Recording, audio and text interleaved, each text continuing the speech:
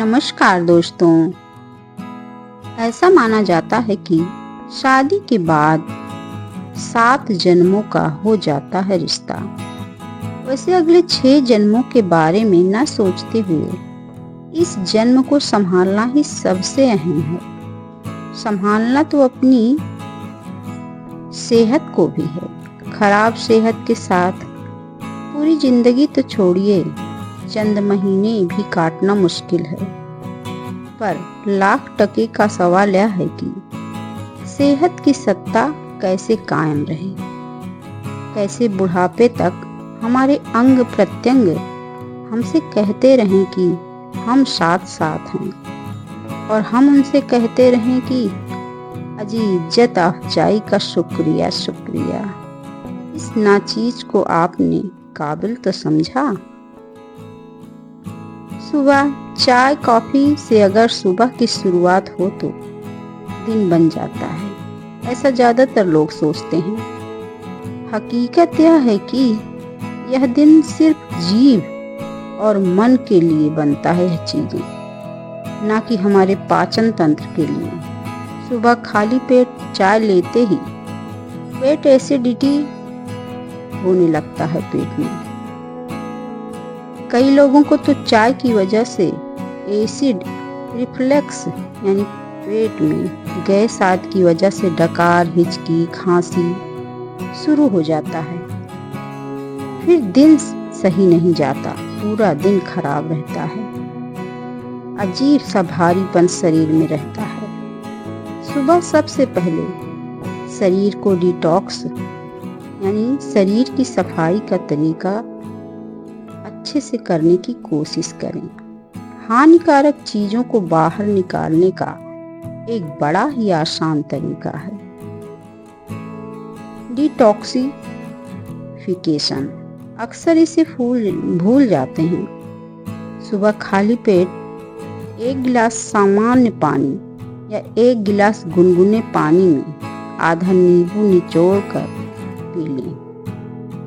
शरीर को शुद्ध करने के लिए पानी एक बहुत ही बेहतरीन पेय है। अगर ज्यादा फायदा चाहिए तो रात में किसी शीशे के जार में 2 लीटर पानी में 2 नींबू को छिलके समेत काट कर डाल दें, और साथ में खीरा भी डाल सकते हैं। सुबह छान लें, फिर इसे दिन भर पीते रहें। इससे शरीर दिन भर डिटॉक्स होता रहेगा।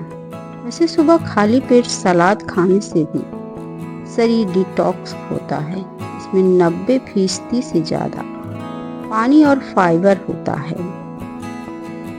इसे भी समझें कि सुबह खाली पेट ग्रीन टी या लेमन टी आदि को भी खाली पेट लेने से बचना चाहिए। सुबह डिटॉक्स करने से लीवर, किडनी, फेफड़े, हार्ट सभी अंग को फायदा होता है। रात में 7 से 8 बजे तक खाने के बाद पूरे दिन यानी दूसरे दिन सुबह 8 बजे के बाद ही कुछ भी खाना चाहिए। कम से कम हमारे शरीर को खाने से 12 घंटे का गैप रखना चाहिए। इस दौरान शरीर अपनी मरम्मत करता है, नए सेल बनाता है। अगर किसी से 12 घंटे की लगातार फास्टिंग मुमकिन ना हो तो इसकी शुरुआत 8 घंटे से करें, फिर धीरे धीरे आगे बढ़ें। अगर फास्टिंग से परेशानी हो तो और कुछ करें। रोज 45 मिनट से 1 घंटे तक का ब्रिस्क वॉक या फिर कोई भी एरोबिक्स एक्सरसाइज करनी चाहिए। पैदल चलने की आदत डालें। जब तक पैर चलेंगे, शरीर के तमाम अंग भी सही तरीके से चलते रहेंगे। इसके साथ तड़ासन, कोणासन, सूर्य नमस्कार, पवन मुक्तासन, भुजंगासन, धनुरासन, शशकासन आदि करें। स्ट्रेचिंग के लिए योग आसान बहुत अच्छे हैं, यानी योगासन करना चाहिए। अलग अलग आसन नहीं करना चाहते या वक्त की कमी है तो सूर्य नमस्कार ही कर लें। इसके अलावा 5 मिनट के लिए अनुलोम विलोम प्राणायाम जरूर करें। अगर ये सब करने का मन ना हो तो हफ्ते में से 3 से 4 दिन 15 मिनट के लिए अपनी पसंद के गाने लगाएं और फिर अपने ही स्टाइल में डांस करें। बच्चे हो या कोई बड़े, कोई भी आउटडोर गेम जरूर खेलें।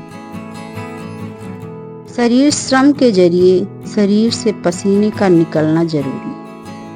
अगर बुजुर्ग हैं तो यह कहने से काम नहीं चलेगा कि अब उम्र हो गई, चला नहीं जाता। जितना चल सकते हैं उतना जरूर चलें।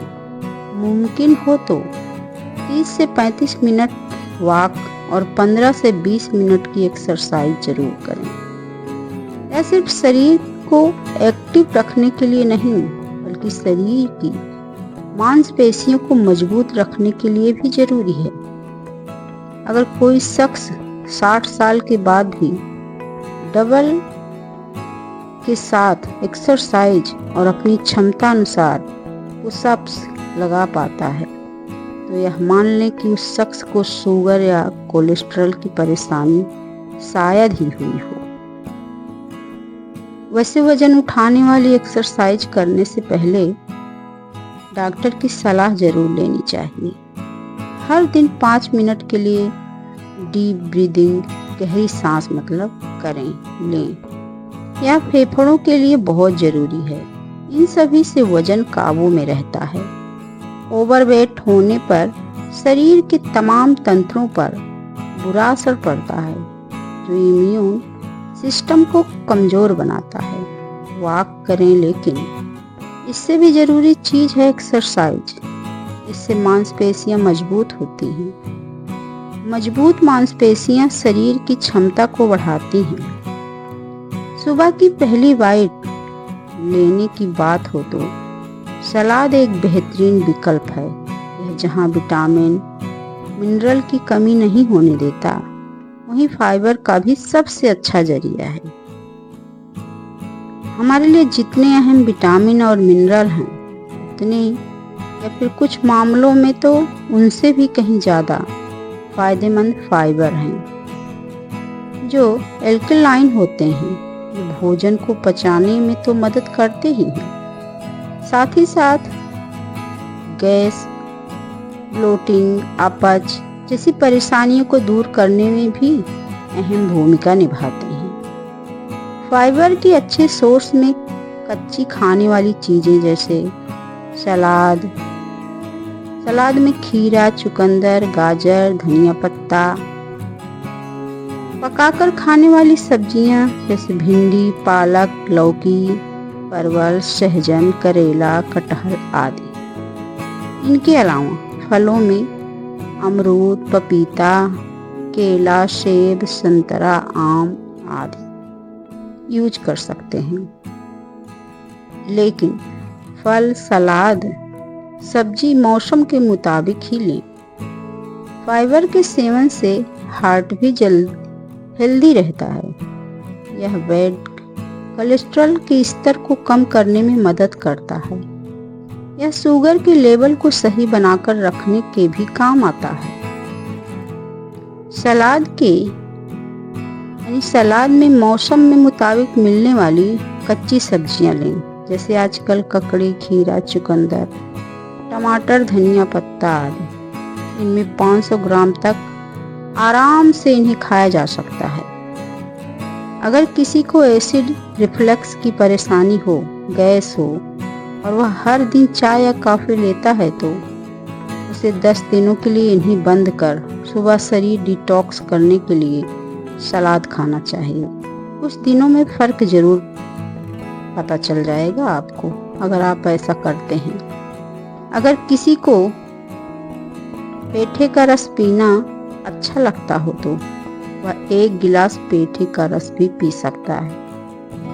पेट को एल्कलाइन रखने और फाइबर्स के लिए बेहतरीन जरिया हो सकता है। अगर सुबह सलाद ना मिले तो डिटॉक्स करने के बाद अमरूद, पपीता, सेब आदि भी खा सकते हैं।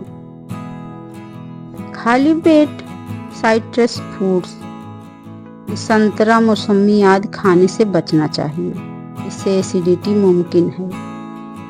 कुछ लोग सुबह उठकर ड्राई फ्रूट्स खाते हैं, इन्हें भी खाली पेट नहीं खाना चाहिए। इनसे भी पहले सलाद लेना सही रहेगा।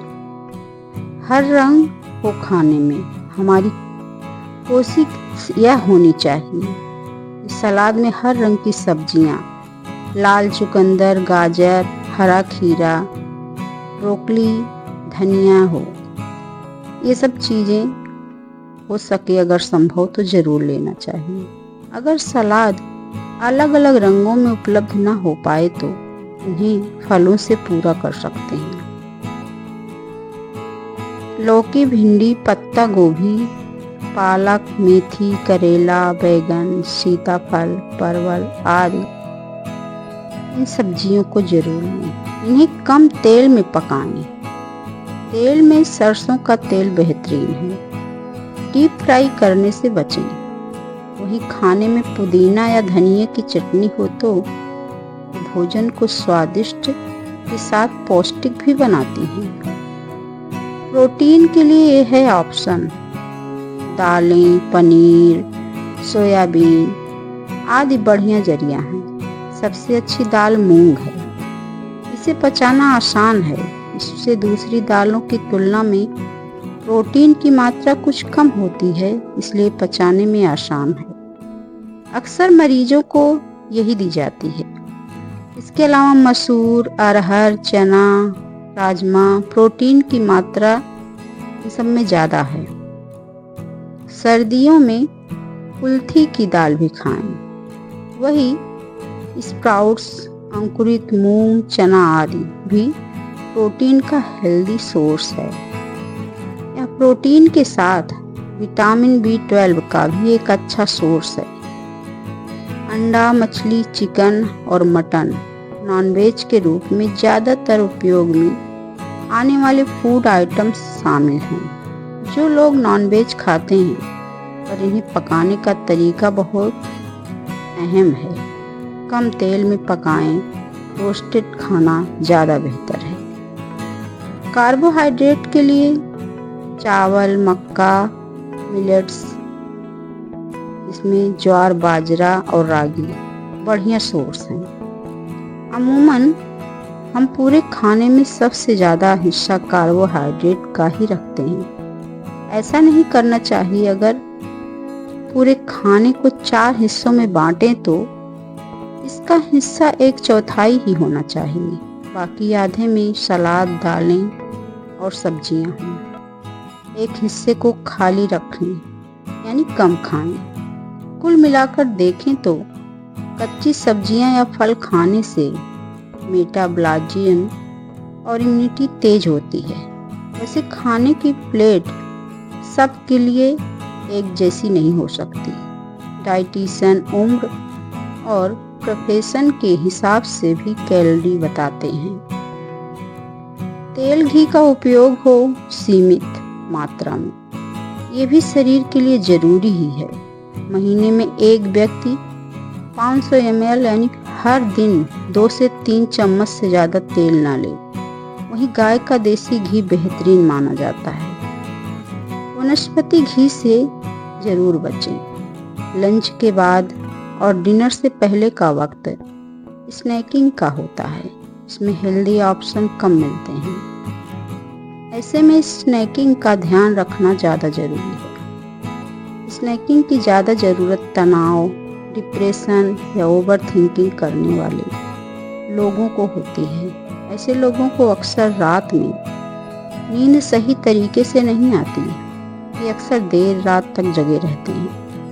नतीजा उन्हें भूख लगती रहती है और वे कुछ भी खाते रहते हैं। इसे बिंज या इमोशनल ईटिंग कहते हैं।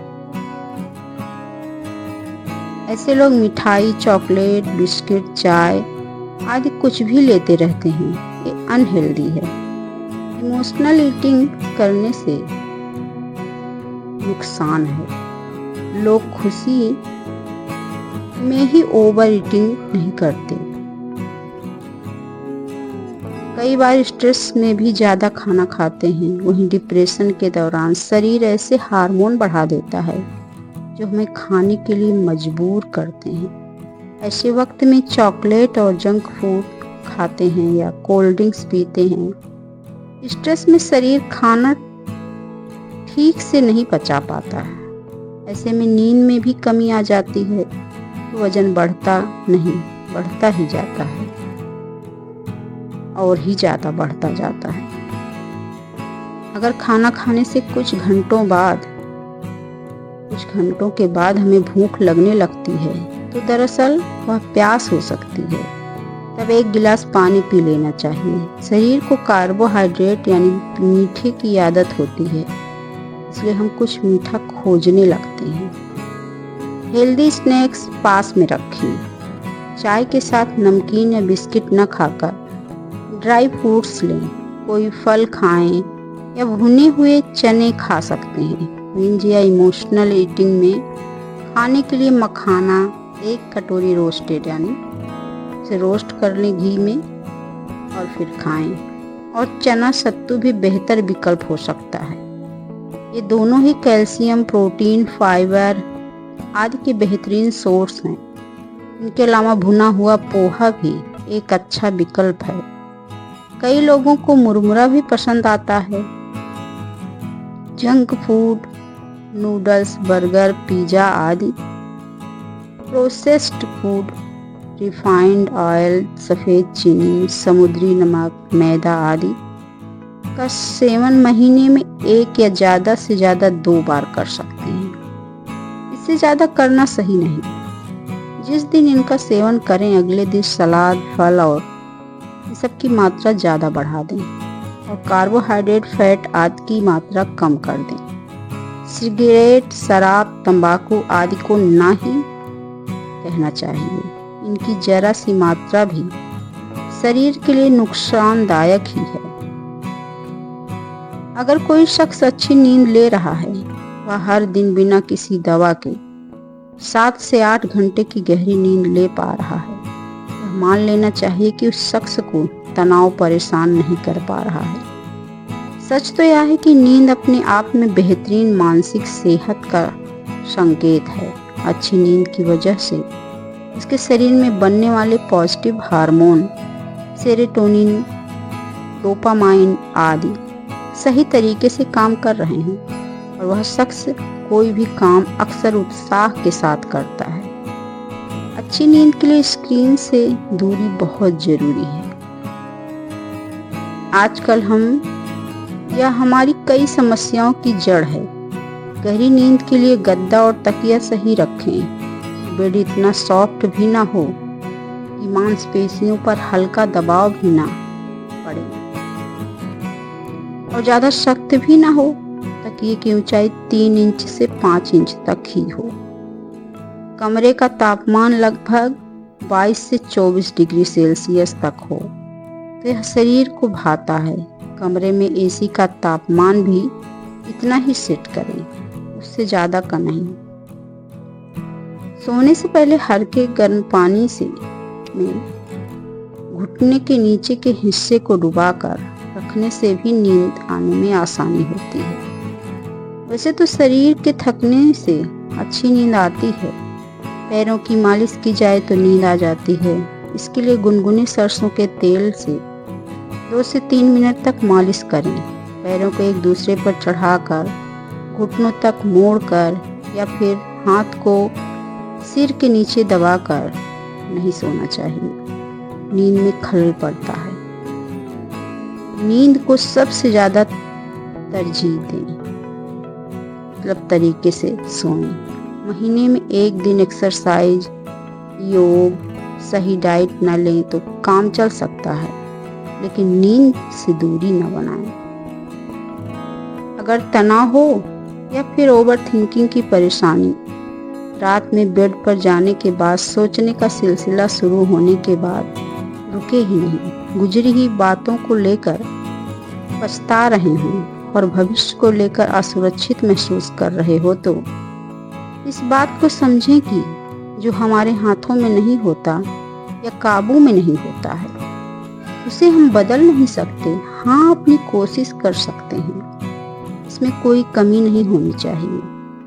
आज में जीने वाले कल से सीखकर और भविष्य को बेहतर करने वाले ही नींद भी अच्छी लेते हैं और जिंदगी भी सही तरीके से जीते हैं। सच तो यह है कि बिना मतलब के दिखावे में फंसकर तनाव पालना बिल्कुल भी सही नहीं है। यह मान लें कि जो बीत गया है वह दौर दोबारा नहीं आता। वह दौर किसी शख्स का अच्छा भी हो सकता है और किसी का बुरा। उस दौर को बार बार याद करते हुए हम अक्सर अपना आज खराब कर लेते हैं। इसलिए समझदार इंसान कभी भी अपनी गुजरी हुई जिंदगी को खुद पर ज्यादा हावी नहीं होने देता। चाहे घूमना हो, मूवी जाना हो, बेडरूम बदलना हो, ऐसे काम करते रहें। रात में आइसक्रीम खाने की इच्छा हो तो निकल जाएं खाने के लिए। अपने मन का करें, हर बात को योजना बनाकर ही करें, यह जरूरी नहीं। कभी कभी अचानक से कोई काम कर लेने से जिंदगी जीने का उत्साह बढ़ जाता है। जब हम अपनी कमाई से ज़्यादा खर्च बढ़ा लेते हैं तो हमेशा आर्थिक रूप से दबाव में रहते हैं। इसलिए अपनी कमाई के अनुसार ही अपना खर्च करें और अपने बजट को बना के रखें। इससे सेहत भी बनी रहेगी, स्ट्रेस भी नहीं रहेगा और भी शरीर की ज़रूरतें पूरी होती रहेंगी। और अपने शरीर को ऐसे ही निरोगी बनाकर पूरे जीवन सुखी बिता सकते।